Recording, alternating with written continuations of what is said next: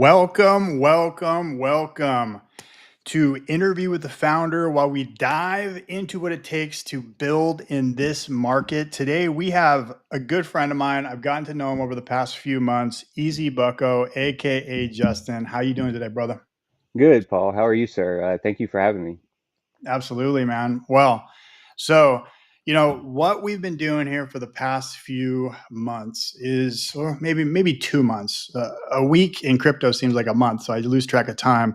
I've been trying to use this format to just network with people, meet interesting people that I meet along the way. Obviously, I met you. You told me about the Wolves. I've been deep diving into them. Just recently got accepted into the Wolves DAO, which is extremely exciting. But I wanted to invite you on here because you are an extremely interesting person, and you've told me some insightful stuff that you have been working on. One of which is Pro League, which we're going to get into.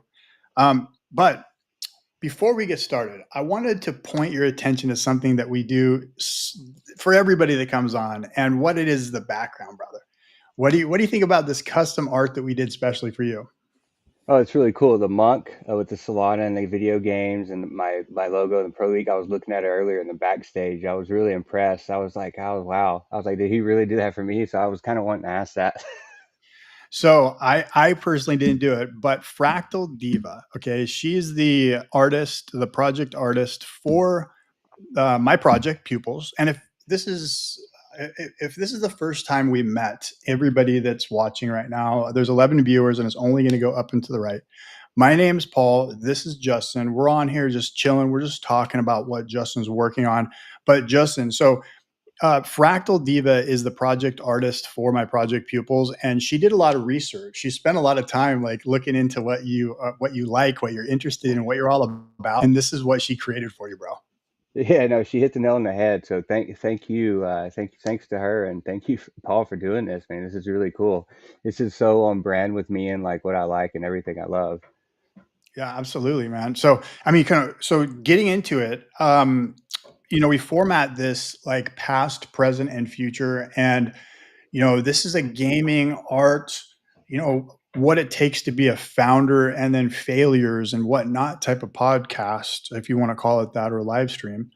Yeah. Um, so I wanted to start with your past. I'm super interested into gaming. I'm interested in art and collecting and stuff like that. Can you tell me a little bit about yourself as a kid, like brothers, sisters, gaming, with the cousins, and like what games you guys played? What got you into gaming as a kid, dude? Yeah, so like I grew up, inner city Nashville, Nashville, Tennessee. Not so great of an area, but it is what it is. And so I got into gaming that kept me out of trouble. My grandparents, they helped raise me, and my grandfather used to take me to Toys R Us every day, buy me a video game, every week, and whatnot if I didn't get in trouble at school and so forth. So I got into, video gaming early on. I'm 36. Let's say, I got into Sega Genesis, like Golden Axe, Sonic the Hedgehog, and stuff like that. So, it's all thanks to my family, my uncles, I, and my grandparents. I have a sister that she's 28 now, or will be 28. So she was born when I was 12 or 13. She wasn't really into video games. She liked her Barbie dolls and stuff, but I would always play like Doom on the Sega Genesis and stuff like that. Then I moved over to computers. Built my first computer probably when I was like 14 or 15, somewhere around that age with my grandfather.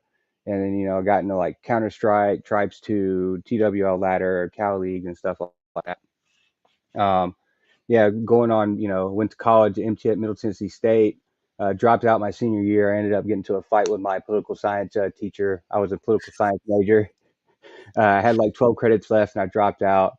I'm bipartisan political stance. I really don't have a political stance, but she kept grading my papers very badly, and she told me to move up to DC and find out how it worked for myself. So I dropped out of school, and I did. Well, yeah, so I got to go back because something that I heard was your grandpa.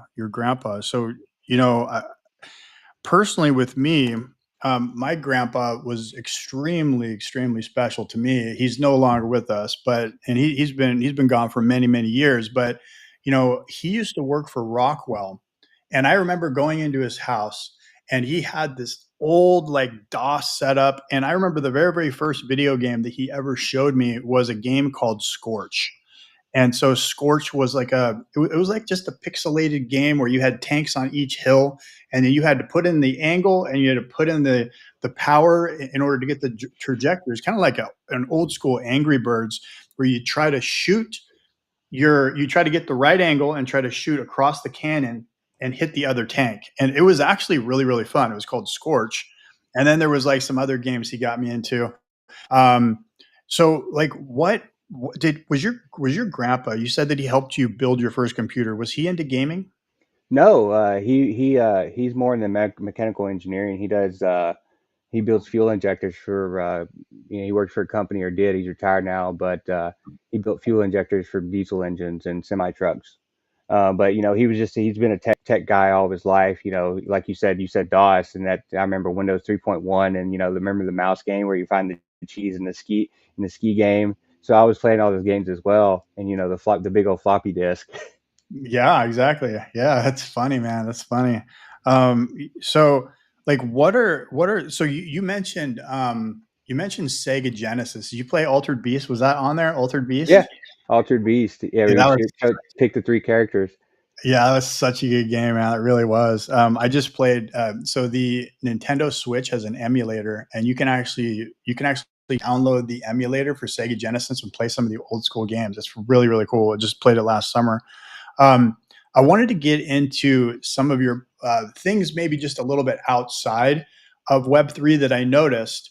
One of which I noticed that you like on our first phone call, and I think maybe some posts that you've done on the timeline is I think if I remember right, physical fitness and working out is a big part of your life. Is that right? Yes, yeah. So no, I try to. I haven't taken any over-the-counter prescriptions probably in like a decade almost, and I feel great. I work out every day, jump rope with a weighted jump rope. Try to keep in shape. As you get older, you start to lose muscle mass as a male, and your NAD levels start to go down. That's when you age progressively, or you age faster. So yeah, Yeah, I'm a huge fitness guy. I try to take care of my body as much as possible. yeah. I got into so my oldest son is 19 right now, and when he was 12, and I made a post about this like last week. He was really, really chunky and overweight, and I was too. And I've been dealing with like weight problems all my life. And he came to me one day and he was like, I'm just being made fun of at school.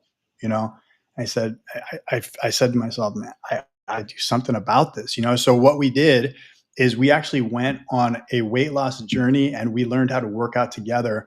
Um, and now he's like a personal trainer. He just got his certificate, and he's like going out there trying to like market himself right now. So he's 19 right now, but it's like physical fitness has been a big part of my life, specifically inspired by my son, my oldest son, and now my youngest son, who's 13, almost 14, is now getting into that too. So anybody who has like that fire in them to, you know, just get out and work out in the gym daily, that's really, really inspiring, dude. Um, I want to get into another thing that I just saw on your timeline, and actually Fractal Diva saw it, and she pointed this out to me that you're a billiards player. Is that true? Yeah, I played billiards. Yeah, my family grew up playing pool. I'm from the South, so billiards is kind of like if you didn't play pool, you're not really from the South, I guess, so to say. But I've been playing since I was 5, just like video games. I have my own custom cues. I'm not good at it whatsoever, but I played in a few leagues and tournaments and stuff. But yeah, billiards is fun. It's a good social game. You get to know people. It's kind of like golf. It's a gentleman's game. Yeah, absolutely, I absolutely. think Yeah, I think last time I heard somebody say, "Oh, I'm not good at it," I was like, I was at the bar in Needles. It was like summertime. We went over the river, and this one guy was like, "Oh yeah, I'm not good at it." And he's just like, "Bam, bam, bam," hitting every single shot. But anyway, what were you gonna say? Oh, just to say, yeah, like my favorite games are like one pocket, nine ball, play a few eight Mhm. ball. Grew up on some bar boxes, which are 6 footers. But there's three different kinds of tables. You got the 6 footers, uh, 8 footers, and you got the 9 footers. Yep, absolutely. Yeah, we so the previous house that I just moved from, it came with a 9 foot tournament size pool table. So actually, I hadn't played much, but during COVID, I played a lot because I had this pool table, and Mhm. I fell in love with it. I absolutely love pool. Love billiards, and nine ball is more of like a game where you could play by yourself, though, right? Yeah, nine ball you can play by yourself. You can ghost by yourself to see if you can run out the 9 balls. You can do that the same with 10 ball, or you can do that with 8 ball as well, where you can just whatever you make in, you can just try to run out and play against the ghost. But if you miss, the ghost will always win. Right, right. Well, I think this is a pretty good time to segue into Web3 because, one of the things that I'm really super interested in is people's journeys into Web3 and how they were introduced. So, can you tell me how that happened? Yeah. So when I was about 18, so I graduated when I was 17. So I was about 18. I was in my 19 somewhere. No, I was under 21 when I found Bitcoin, and I found it in my grandma's basement while I had surgery. I was getting surgery on my shoulder at the time, and so I was just resting up, break from college and whatnot. And I searched, I think it was digital gold or digital cash. I can't remember what I searched exactly. Then the Bitcoin paper popped up, the peer-to-peer like white paper. And then from there, I downloaded the Electron wallet on the Windows 95, Windows 98. I can't remember which device I had or which operating system I had at the time. And what sucked about Bitcoin back then is you had to sync the whole blockchain to your hard drive with the Electron wallet. And so that's how I got into it. Is, I was just playing Counter Strike one day. Just I was just curious to see if there was new stuff there, and I just accidentally stumbled upon it. That's crazy, man. You don't hear too many people just like stumbling upon it themselves. Most people get onboarded by hearsay or somebody saying, "Hey, have you heard about this? Have you heard about that?" More recently, last cycle with like the NFT craze, and this one with meme coins. So you were 21, 22, you said at the time? Yeah, somewhere around that age. It was I mean, during yeah, somewhere around there. But I say about 12, yeah, 12 years ago. So a little bit older. I was getting surgery. I was getting surgery on my shoulder because I had a torn rotator cuff and a labrum in my shoulder. So I had to go home and rest up for a bit because I had a medicine ball in my arm.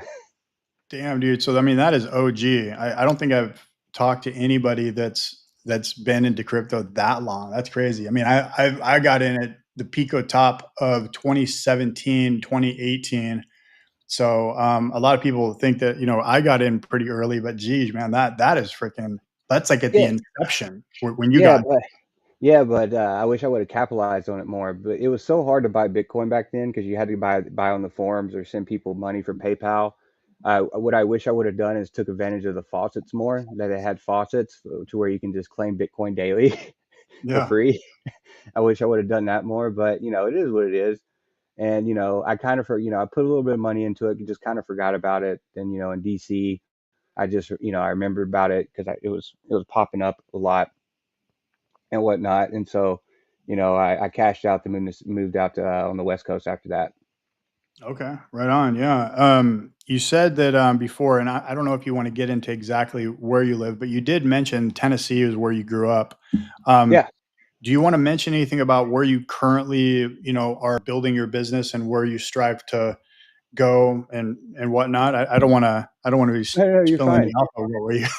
No, I live in San Francisco. I live downtown San Francisco, and I came here just for the tech to learn and figure out what I wanted to do next. Because after I was got done working in DC, my time was up, and I wanted to move out on the West Coast. I hated the weather in DC. It always snowed. And then the whole city was shut down during the winters. The city wasn't built for it, and I just hated the cold. So I was like, all right, it's time for a change, and moved out to San Francisco. And I've always been interested in tech. I started networking, and took a few years to myself to where I could just I'm just kind of like just moseyed around in the city and just kind of learn the business, the business side of tech. Right on. So you said that you're just a moment ago, you said that you were big time into tech. Have you ever gotten into coding and whatnot? No, I was too lazy for that. I was just always stuck on my I was either stuck on Steam playing Counter-Strike, playing World of Warcraft and stuff like that. I was too busy gaming instead of improving my skills at the time. Yeah, there was a an interview that I just got done watching with Lex Friedman and Tim Sweeney from Epic. Um, are you familiar with Lex, the podcast? Yeah, Lex and Tim Sweeney, yeah, the CEO, the founder of Epic Fortnite, right? Yeah, Yep. exactly.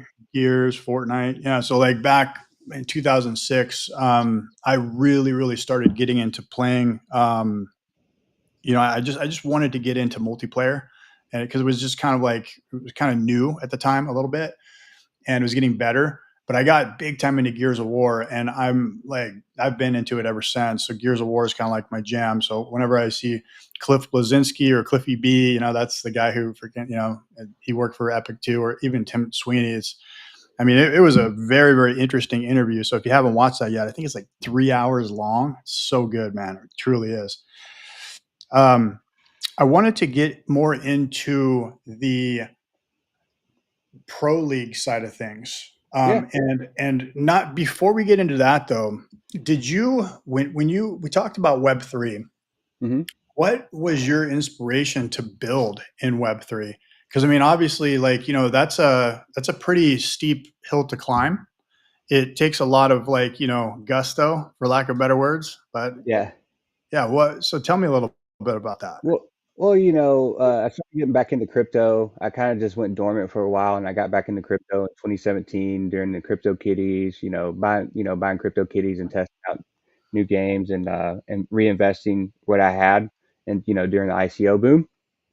Um, so what made me want to build into Web3 is like I saw a lot of problems that could be solved with esports and just gaming in general, with blockchain. And I was already ahead, and I knew the knowledge of smart contracts and what they could do early on, and I saw where it was going, and I was like, hey, people are still not getting paid on time and whatnot. I was talking to Kevin Hitt, investigative journalist, and just talking to him, and him literally pointing out every pinpoint for esports and what's going on, like there's no structure, and people aren't getting paid on time. I was like, well, Kevin, I was like, this smart contracts fix this. All we have to do is build smart contracts out for tournaments, and have the organizers put them in escrow, so the organizers pay them out 100% of the time instantly. So, and that's why I got into Web3, because I saw a huge opportunity where it could help a lot of people, and the technology that's coming out now can help further the industry for gaming and esports.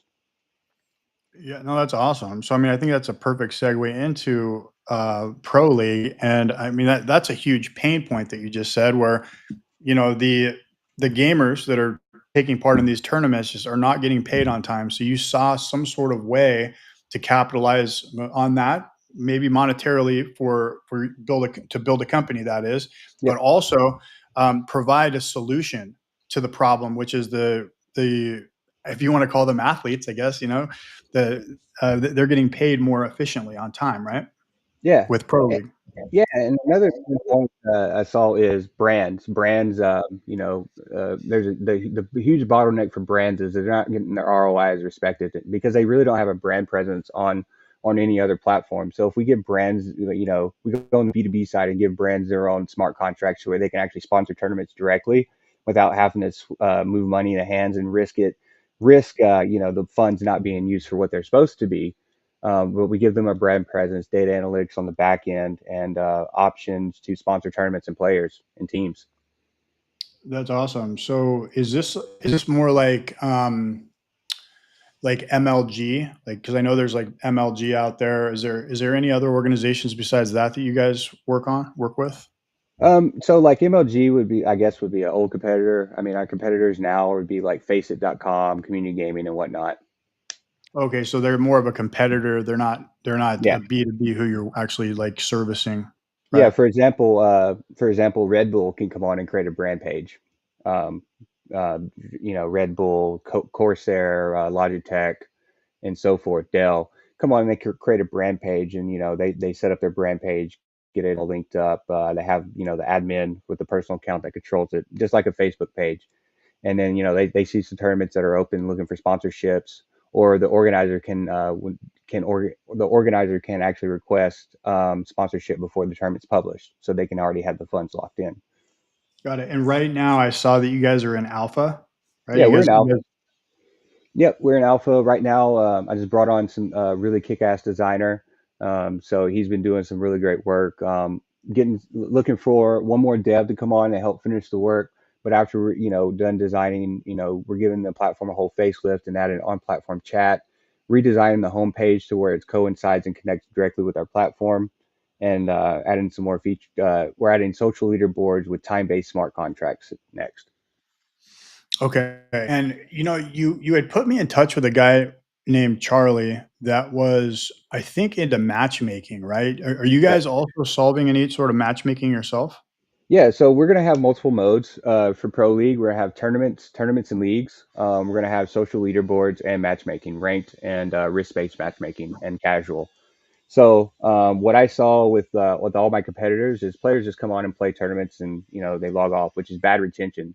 So we need to keep in, this is where the Web3 element comes into play again. We need to keep gamers grinding on the platform, and and actually earning stuff for their achievements that they did, because we're going to import all your Steam achievements and let you actually earn stuff, and you'll have a profile level to where you can level up.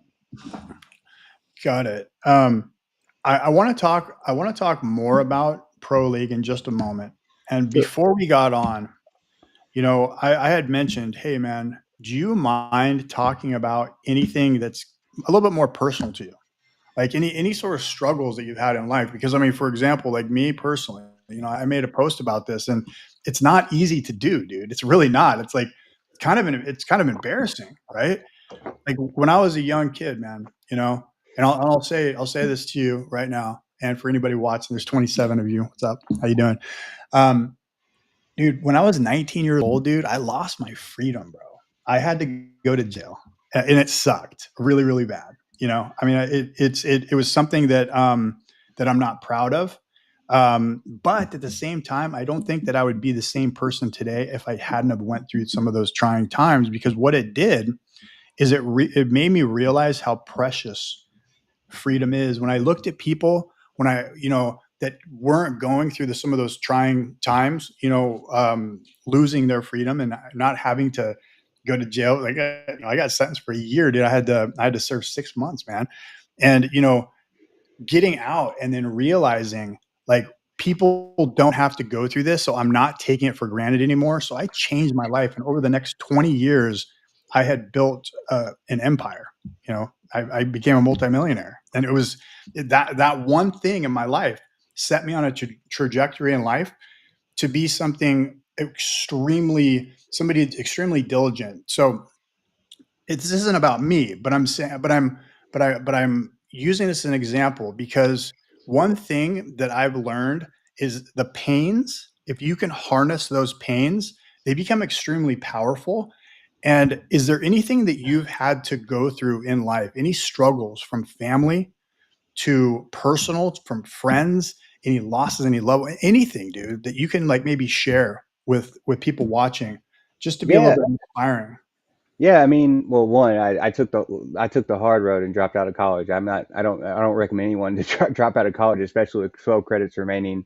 But yeah, no, like I've had a lot of tough times in my life, but you always got to be positive, and just try to see the light at the end of the tunnel, and never give up. Be have a lot of mental fortitude. I had a lot of overdoses in my families and friends. I've seen, I have few of my friends get shot and killed, stuff like that. And then, with me, I have social anxiety as well. So like, it's hard for me to go out and, network and be a great leader and whatnot, because, I'm more of an introvert. I'd rather just stay in and play video games. But, challenges, don't, one, I dropped out of school, dropped out of college. Two, one thing people don't teach you is, if you're in college, it's not what you know, it's all about who you know. Your network's your most powerful tool.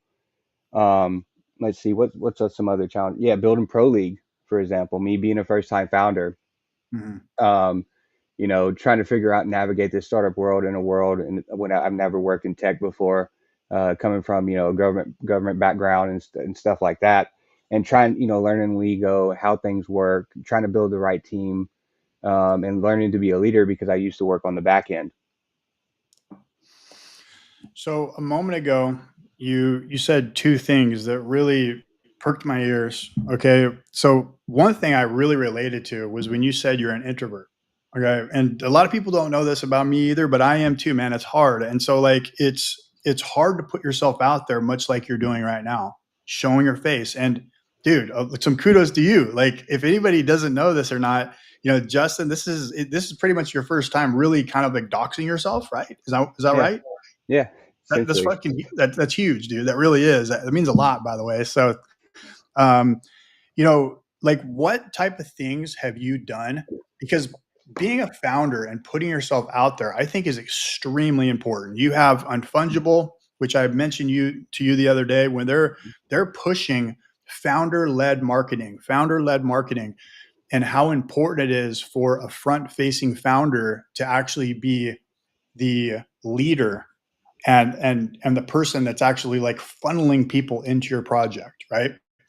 So what I noticed on your timeline that you've read a lot of books. Yeah, You're a I'm a big reader. reader? You a big Yeah. reader? What are some of the what? Because there's a couple books that I actually saw.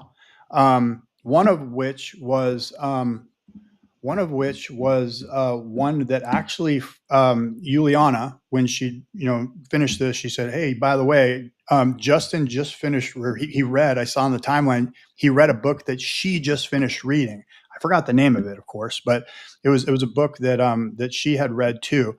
So, can you tell me a little bit about what books you've read to maybe even potentially help you through this introverted dilemma that you have and being a better founder?" Yeah, so right now I'm reading Discipline is Destiny by Ryan Holiday. I've been focusing on mainly business books right now. I do have some Glover leadership books that I'm going to dive into later. But yeah, right now, Discipline is Destiny by Ryan Holiday. I'm reading I read just finished Platform Revolution again. That's like the Bible and how I built Pro League. I mean, I'm just looking at them now, actually. Yeah, the Startup Way. That's a really good one. I can't, these books name. I have so many, I can't think of them off the top of my head now. Yeah, no, I know what you mean, man. I'm gonna try to find the one.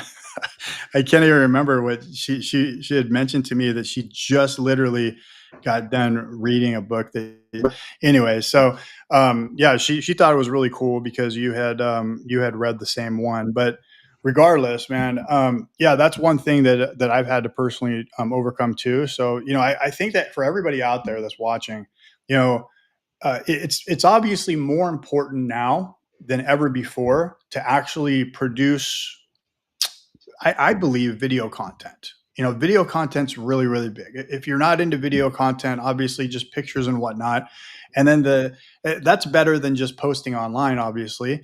But being doxed, being front founding, especially if you're building a project, is extremely important. Have you found yourself being like in a good position or a better position when you've actually went out and you started networking and being doxed on the timeline, and well, maybe not on the timeline, but in IRL, going to events and stuff like that?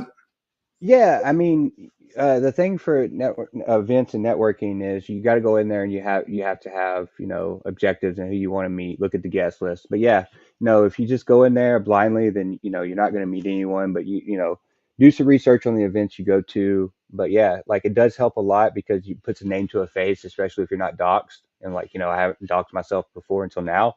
So it puts a name to the face. Then because people just know you by your avatars. But once they get to know you, get a feeling for you, and that's when the synergy comes, and then that's when you schedule follow up meetings. So yeah, IRL events are definitely worth it if you know how to do them and use them right. Yeah, absolutely. Going off on a little bit of a tangent, and I think this probably should have come before, and you actually told me this, but you mentioned it a moment ago. You mentioned that you used to work in the government. Now I worked in private sector. Oh, private sector. Okay, Yeah, private. I did government relations and private sector stuff. So I worked for Okay. lobbying firm and stuff like that. Okay. Did you want to like dive into any of that stuff, or like Secret Service shit.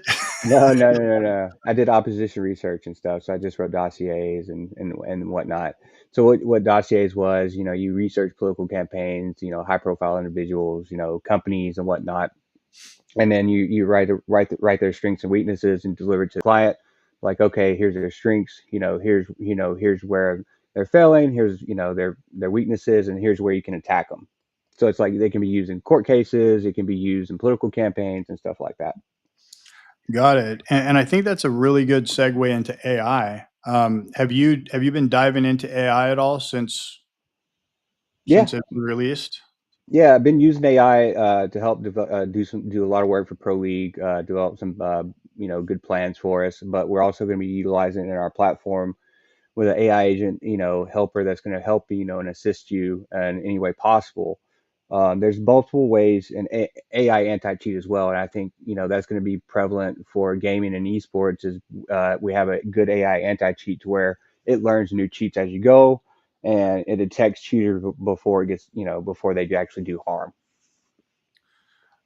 So have you found it easier now that AI is out to, because I mean obviously you mentioned this dossier thing. Have you like being somebody who's well versed at preparing different documents and stuff like that, does it actually make, do you find that it makes you more overpowered at your things that you're good at? Or what's your take on AI? Well, I mean, I try to stay in my lane because I'm a product guy. I can't code. I know what I'm good at, like branding. I know visual. I'm a visionary. So I just try to stay in my lane. That's what I'm good at. It can help you, assist you in like marketing, BD, and give you great ideas. But you're only as good as your team. So AI can only do so much, but you're going to want to have a good team behind you to fulfill to push it. Yeah, no, I absolutely agree. You mentioned a second ago that you were actually you just hired a designer, right? Yep. I introduced you to him Right. in the group chat pack. Yeah, he's a really great guy from Canada that I linked up with. I found some of his work through one of Jake's. What's that guy's name? Jake Suck. That influencer, that funny guy. He dressed it up on the mime and went on Canada's Got Talent or something. I don't know. I'm not sure. But what I wanted to mention though is if anybody's out there right now, you had mentioned to me the other day that you're actually looking for a dev. Is that true? Yeah, I'm looking for one more dev to come on and complement our team. So after our designer pack's done, with our design work that's going to be in our Figma, we're just going to push it out to the devs and just test in live production. Right on. Yeah. So if anybody's out there as a dev, what's the best way to get in touch with you? You can email me at justin@proleague.gg or just hit me up on the Pro League Pro League Twitter account. Okay. Right on. Yeah. Well, I tell you what, man. So like the the journey into obviously your early life to into web 3 and then actually like finding web 3, finding bitcoin at such an early age is insane, man. It truly is. And then wanting to become a founder but then dealing with some of the introverted things right in your life, where you're more comfortable just kind of playing video games. Your story is actually pretty inspiring, and even though it may just seem like another story. I mean, everybody has their own personal struggles and stuff like that. So I do appreciate that. Is there anything else that you want to talk about with regards to Pro League? I think it's a good time to kind of segue back into that. Like, what's the future of Pro League? Yeah, I mean, well, we're gonna be an ecosystem. So Pro League's just the beginning. We're Pro League's gonna be the first form, and then we'll be building a market predictions and betting platform, sports betting wagering platform after that. Then we'll be building a DEX. But that's just phase one. Pro League's just phase one of an ecosystem. We plan. We're just gonna push out our next product update on platform chat, social leaderboards with time-based smart contracts. Brand, give it overall facelift. And we're pushing 1,000 plus users now, so we're going to get more feedback. Build our user base up, build a foundation, and then just go would take things slow. We're currently bootstrapped. We have one angel, angel on board, but look, we're gonna, trying to find the right people to get involved and just build the foundation for esports because that's what's truly lacking for gaming and esports. A foundation that's truly built where players get paid to have a voice, but also there's some structure to it for not only consumer side but for the business B2B side, and that's with us building a multi-sided platform, we have to take things very slow. We don't want to rush too fast, but we want to make sure things are done right. Yeah. So, is there any way that do you have like a Discord or anything people can go to for Pro League right now? Yes, discord.gg/pro league. Okay. All right. Yeah. And so, right now, what's the benefit? Do you guys have any do you guys have like an NFT collection? Do you guys have like like Yeah, a TCG? yeah. So our alpha is live. You can go to our alpha and check it out at alpha.proleague.gg /dashboard. We do have a founders collection that I launched a long, long time ago when Pro League was just an idea on paper. And I'll be rewarding those people very soon that purchased it. Very very small collection. What I'm going to do is I'm pretty much just going to burn the excess supply and let them and convert it into a PFP with an AI agent, and to where it interacts with the platform, their Twitter and their Discord. So they'll have in the IP rights and everything. Right Yeah, on. So, there was something you mentioned before. You briefly mentioned crypto kitties. Obviously, like back in the day, I think that was like 2017, 2018, when like crypto kitties were kind of popping off and stuff like that. ICOs and crypto kitties were popping off. Didn't you mention something like that?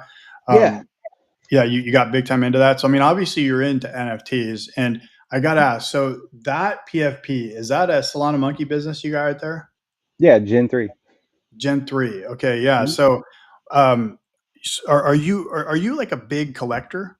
Yeah, Do you get into so you like collecting NFTs? I like collecting art. Art in general? Okay, right on. Yeah, Are I you love. yeah? Yeah, Cool, cool. yeah, I love collecting art.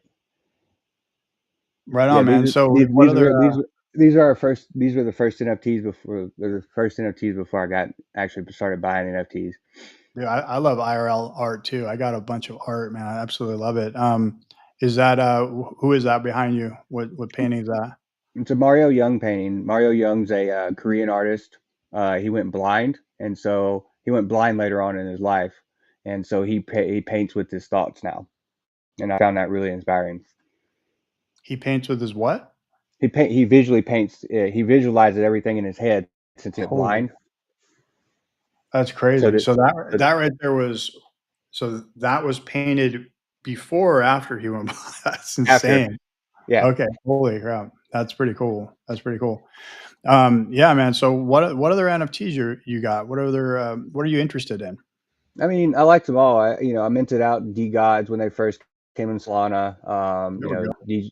Degen Apes, Degenerate Ape Academy. Sorry. Let's see. Had a bunch of ETH NFTs. I own thousands of them, and most of them went to zero. Yeah, exactly. Man, those crypto kitties though, man, I haven't heard that in a while, but I got into that too. There was also another one back in the day called World of Ether that I got. I'm not sure if you recall that one, but they had these eggs and you'd hatch them and Yep. then they're like little monsters and yeah, so I was big time into that too. But Remember that's one of those. Ethermon? What's that? Ethermon. ETHERMON. That was another one Ethermon. too. Yeah, where No. they were trying to create another game like Pokemon where you minted three Genesis, or you chose one at the very beginning, just like Pokemon, and they had the different elements and stuff. Oh, that's cool. Yeah. So when it comes to like Web3 gaming, you hear some people on the timeline say Web3 gaming is inevitable. Like, do you personally think that there's a chance for Web3 gaming? I think Web3 gaming is going to be a niche inside gaming. I think it's just going to get bigger and bigger, and eventually, they're going to combine the two once big more brands. Let's just say, for example, I think Sony has a patent for a blockchain wallet. I can't remember exactly. Let's just say, for example, PlayStation puts a blockchain wallet like automatically in the next PlayStation update or in the next console release. not until like something like that happens, to where they make it very easy for gamers to get into Web3 gaming, create the wallets for them and stuff like that. I think that's when it's going to take off, and then that's when the two Web2 and Web3 gaming industries are going to collide and fuse. Do you think GTA 6 will have crypto enabled or blockchain enabled functionality? That'd be If they're really gonna if if they're releasing next year and if they're smart, yeah, but they really don't need it because they already have their audience.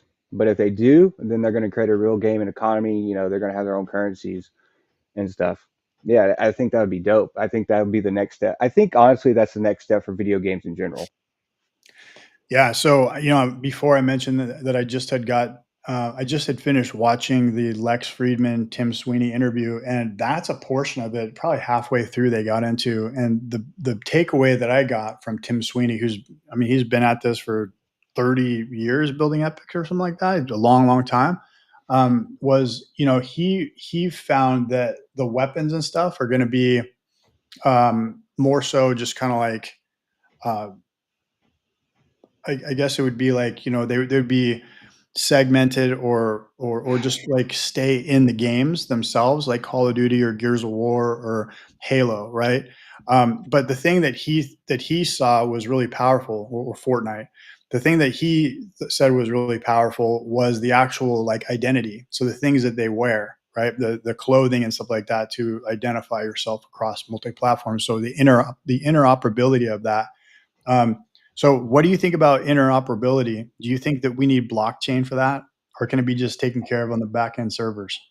I think you're going to need some type of blockchain for that for it to connect, and especially if people want to do free market trading, they're going to have to put the items on chain anyways. It's digital assets or NFTs. I think that will make the players happy. You just have to do it very carefully, and make sure it's done right. But I think, if they do it on the back end, I don't know how it'll be done, but I just think it makes more sense.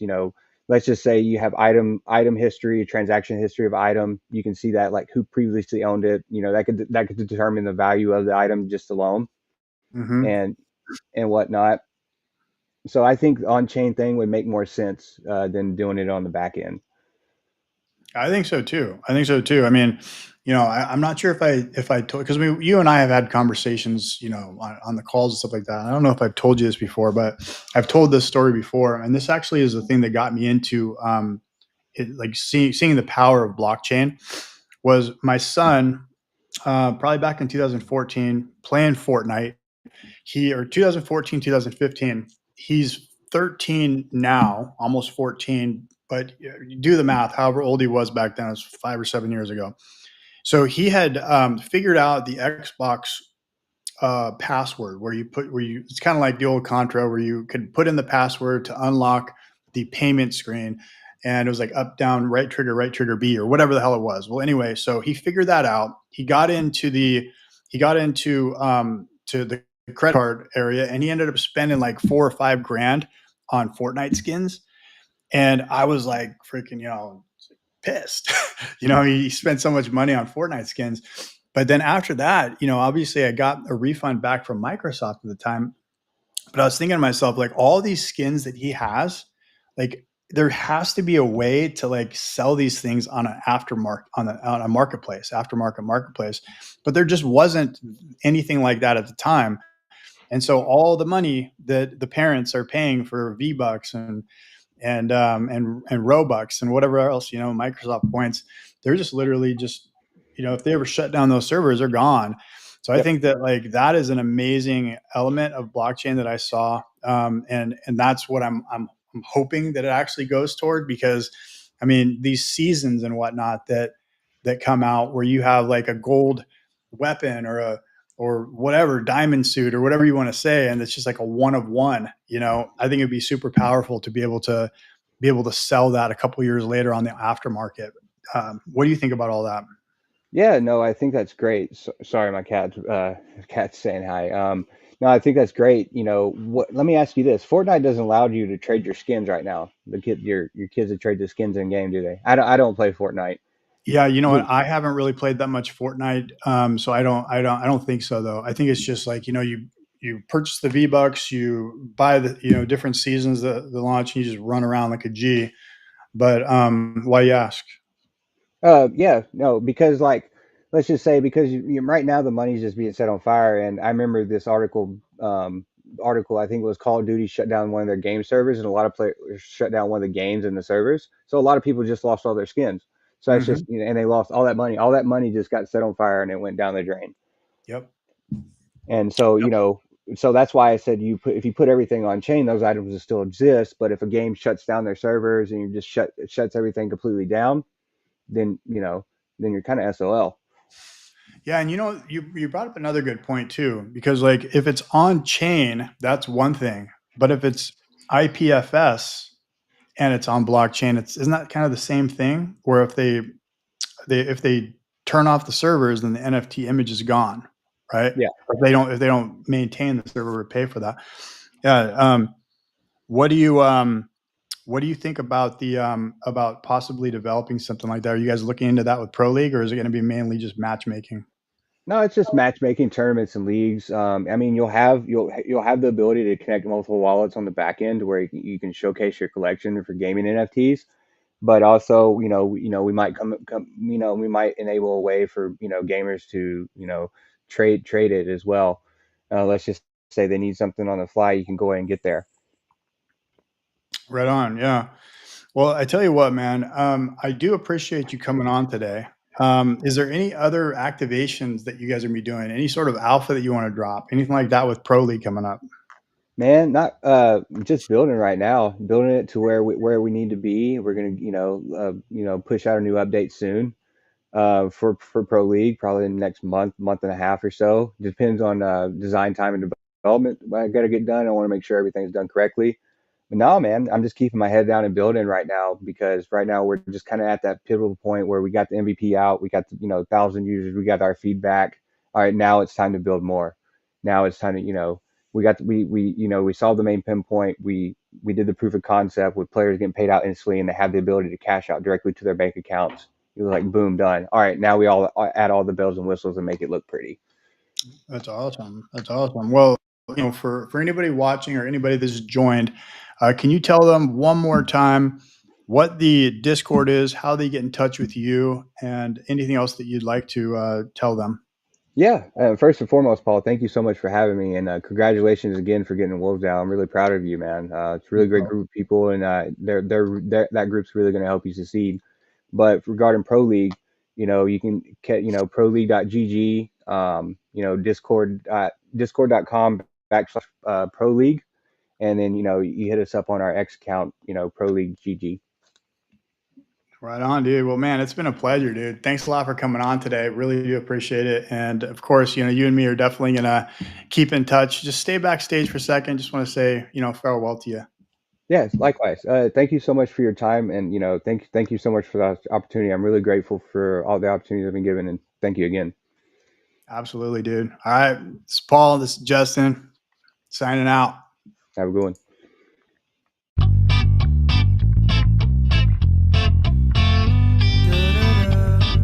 Lord,